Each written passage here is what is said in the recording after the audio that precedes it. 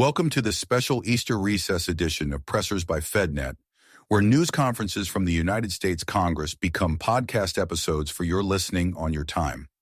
On March 5th, Virginia Congressman Suhas Subramanyam and retired predecessor Jennifer Wexton reintroduced her Healthy Brains Act that would address neurodegenerative diseases like Parkinson's, Alzheimer's, and PSP, in part by establishing research centers and a nationwide neurodegenerative disease data system. Wexton, who spoke through a machine, left Congress after her diagnosis of PSP.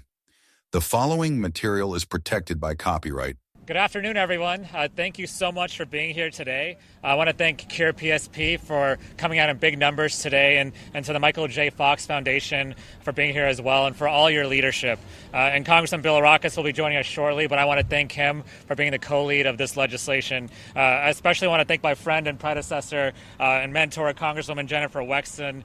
She's the original author of this Healthy Brains Act that we're reintroducing today, has been a tireless advocate for patients with PSP and really for all neurodegenerative diseases. So thank you, Congresswoman Wexton, and we'll be hearing from her in a second. Thank you.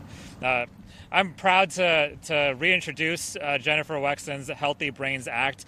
We are taking a bold new approach to finding the causes of neurodegenerative disorders and developing cures. And we have to, because Congress needs to do more, because millions of Americans are impacted by neurodegenerative disorders. And that's expected to double in the next 20 years. And we're talking about Parkinson's, Alzheimer's, ALS, MS, PSP. The cost of these diseases is over $650 billion a year in our country, and it's rising. And these diseases rob individuals of their mobility, their memory, their coordination, independence, and ultimately their time with their families. So I want to thank Congresswoman Wexton for her leadership and all the work she did on this, and the work of so many others too, many of whom are here today.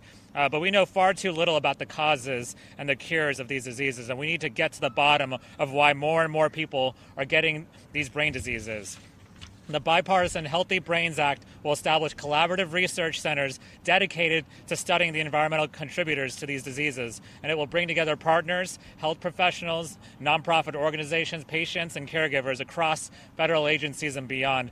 And the collaborative research centers this bill creates will also establish a nationwide neurodegenerative disease data system and make the progress public. We need to stop playing catch-up with these diseases and find the causes and cures fast. The time is now, and millions of families are waiting for answers, so let's pass the bipartisan Healthy Brains Act. Thank you.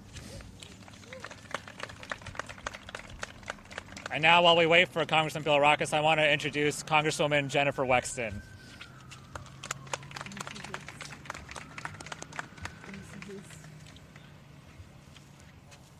I'm Congresswoman Jennifer Wexton, and I want to thank you all for being here this afternoon. I'm proud to stand alongside my friend and my Congressman Suhas Subramanyam and my good friend and brain health partner, Congressman Gus Bilirakis, and so many remarkable advocates for better brain health as they introduce the Healthy Brains Act. As you probably know, my progressive supranuclear palsy, or PSP, has robbed me of my ability to walk, run, dance, and much of my usual speech. I rely on a walker to get around. I can no longer give the same kind of impassioned, impromptu speeches I used to give, and this very impressive AI recreation of my voice does the public speaking for me now. I know much more about the intricacies of the brain and brain health than I ever cared to. I'm no expert, but as I've faced this disease head on, I've had to ask many questions to my doctors and experts. The first question that many of us ask after we get a diagnosis is, why is this happening? That is, why me? And that's why we're here today, because we don't have enough answers to why these brain diseases occur. And it's not just my PSP, but Parkinson's, Alzheimer's, ALS, MS, and many more neurodegenerative diseases. As a former Congresswoman and current advocate, all I want to do right now is to push for greater resources to understand, diagnose, treat, and ultimately, and most importantly, prevent these terrible illnesses. And that's the end goal of Healthy Brains. This bill seeks to better understand the why of how people get these types of diseases. One area where we have much more work to do is understanding the impacts of environmental factors on our brain health. Existing research shows that many of these neurodegenerative diseases may have significant environmental risk factors, including from exposure to toxic substances. We, too, have evidence, for example, that exposure to the chemical trichloroethylene, TCE, has corresponded with a greater risk of Parkinson's, and that most Parkinson's cases cannot be attributed to genetic inheritance alone. I'm proud that in my own community, I helped secure federal funding through the bipartisan infrastructure law to clean up TCE at a local landfill in Loudoun County. But there's much more work to do to understand the depth and breadth of how environmental toxins like this relate to the risk of neurodegenerative diseases. The Healthy Brains Act would ramp up research into the environmental risks of neurodegenerative diseases by directing the Department of Health and Human Services to establish collaborative centers for neurodegenerative disease environmental research to conduct and support basic, applied, and clinical research on the effects of environmental risk factors. These centers could also help us pursue new goals on this front, like a nationwide neurodegenerative disease data system, creating a clearinghouse to facilitate and enhance knowledge of relevant environmental risk factors, or providing training and educational opportunities to foster a national focus on environmental risk factors of neurodegenerative diseases. I want to thank the groups here today and all those in support of this bipartisan legislation. As the people they work with well know, a bill like this can be life-changing. That's because it gives us hope. Over the past 2 years, I've heard from so many people who have found support in their own struggles as they've watched me battle my PSP, working closely with incredible groups like those here today, and seeing the opportunity to make a difference using my platform has been such a motivating factor to continue on my advocacy. I first ran for Congress for the opportunity to serve my community and help people, and even though I'm now retired, I hope that this bill today will play a big part in helping millions of Americans. Thank you all once again for being here today.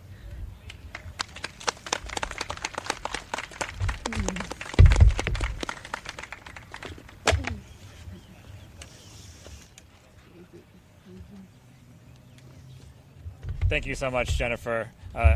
The only thing I would say is that you're not retired. We're going to keep putting you to work because we need you. We need you more than ever, so thank you. Now, while we wait for Congressman Billy Rockus, I'm going to introduce a very special guest we have today, Mr. Akbar Baja Mila. He is joining us with the Michael J. Fox Foundation. Please introduce yourself. Thank you. Thank you.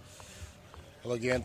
Thank you so much, Congressman Subramanyam. I appreciate you. Thank you so much, Jennifer Wexton. I appreciate that. Thank you so much. It's an honor to be here on Capitol Hill. That is a beautiful building behind me. But I think, when I think about the representation of this building, I think about the representation of change. And today is an important day to have a conversation on change.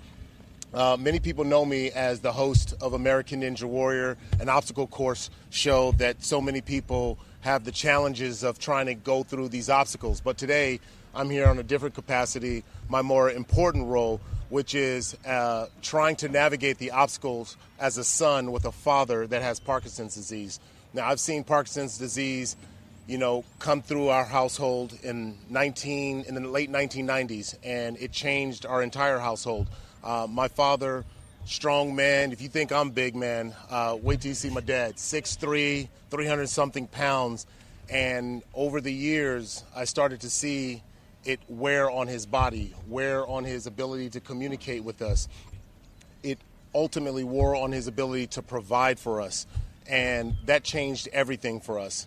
And you start to ask yourself, and for me it was hard, being a child and looking up to my father with that deep voice and going, wait, how did this happen? Why is this happening?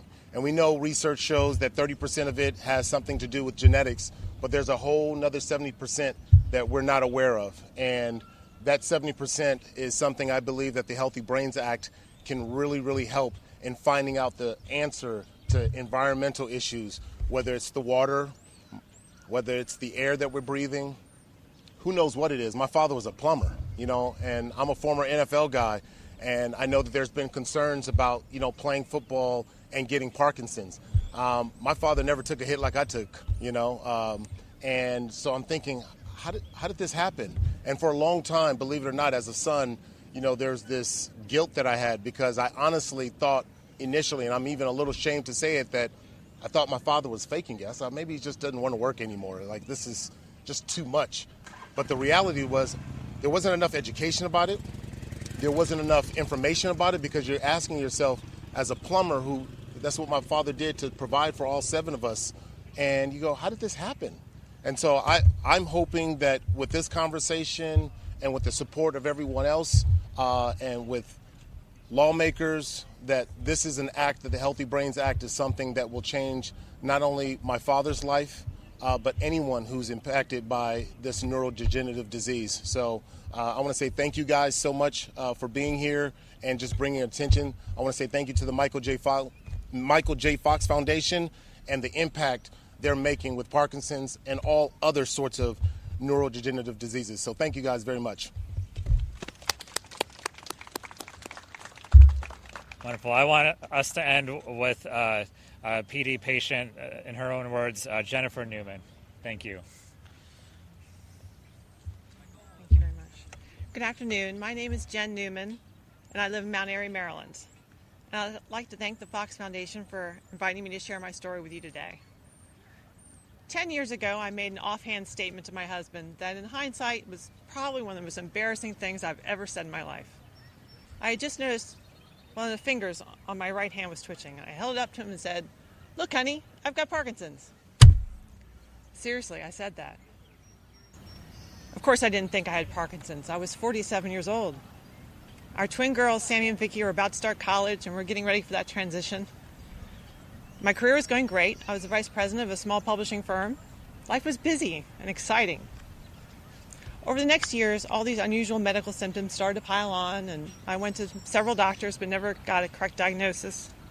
Until one day, my husband, Ernie, noticed that my right arm wasn't swinging when I walked.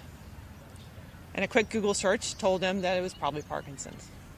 I'll never forget him coming into my office and showing me an article with the top 5 symptoms of Parkinson's, and I had more than half.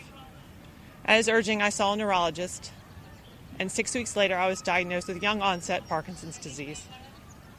And our world was rocked. It wasn't the future we were expecting.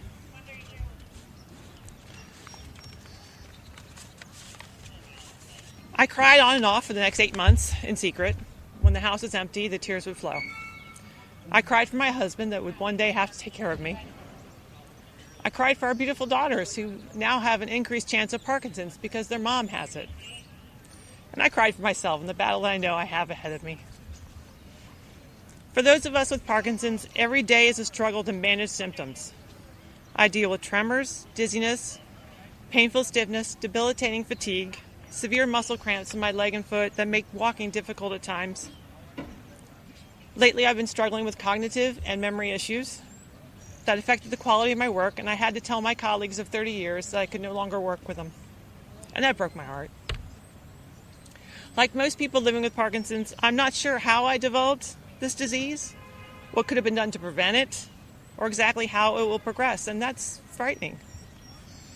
It's also why investing in research that explores the connections between environmental risks and neurodegenerative diseases is so important. We need answers, not just for ourselves, but for future generations. When we talk about the Healthy Brains Act, we're talking about families like ours. There are more than 1 million people in the United States living with Parkinson's disease, and we need the coordination of our government to invest in research, accelerate discovery, and protect our future generations.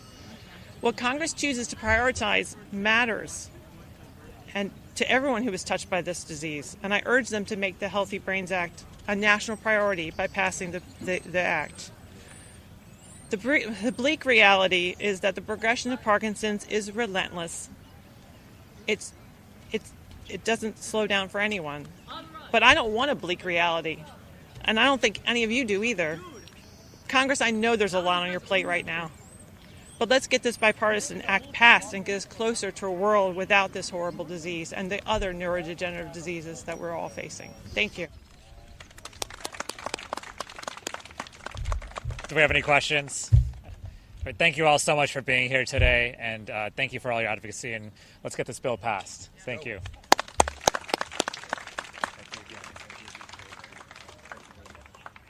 Unauthorized reproduction, distribution, or use of this episode without expressed or written permission from FedNet is prohibited. Thank you for listening.